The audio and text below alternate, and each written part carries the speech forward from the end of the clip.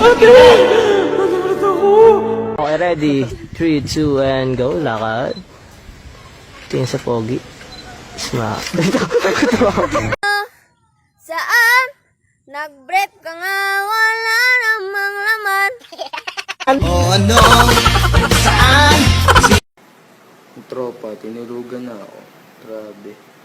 Puyat ba naman? Game. Game. Game. Si Carlo. Bibigay ko ng 25 dirhams.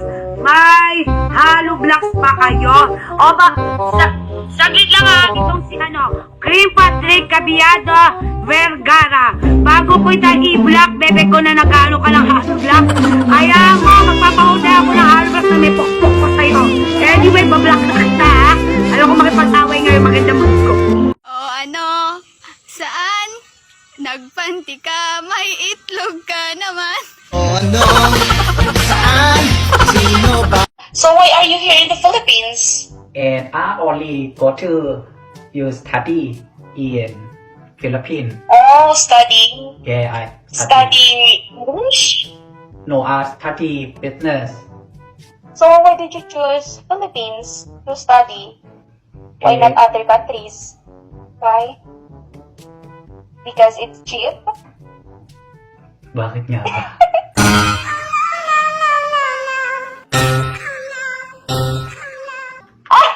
Putang eh.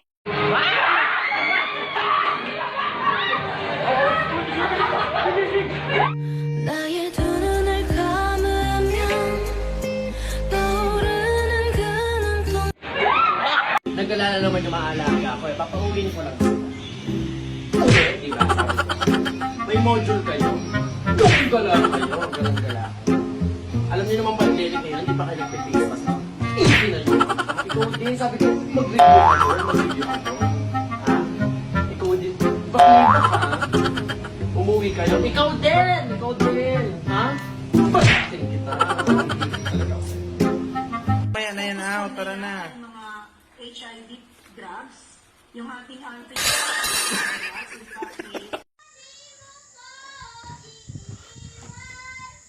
Di ba't sabi mo, di mo ko iiwan? Lola! Wiz! Just me and my friend come back here. Wiz! Out of a man! Out of a man! Wiz!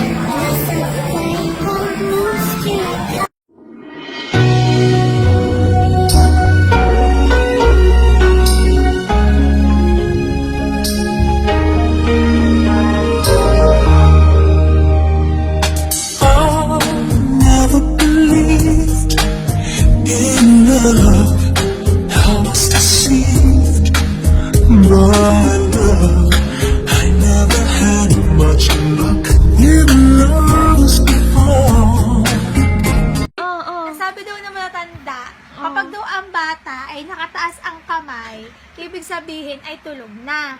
Pero pag binaba daw ang kamay, ibig sabihin gising pa. Tingnan nga natin kung bababa. Paano pag binaba? Ay di pag binaba, ibig sabihin ay gising siya. Ay, gising siya Ay kapag nakataas, ibig sabihin di tulog na tulog na. Tingnan nga natin kung bababa.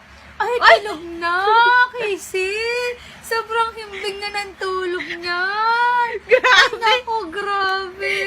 Yung paa daw, Casey. Kapag paa, bababa. Ibig sabihin,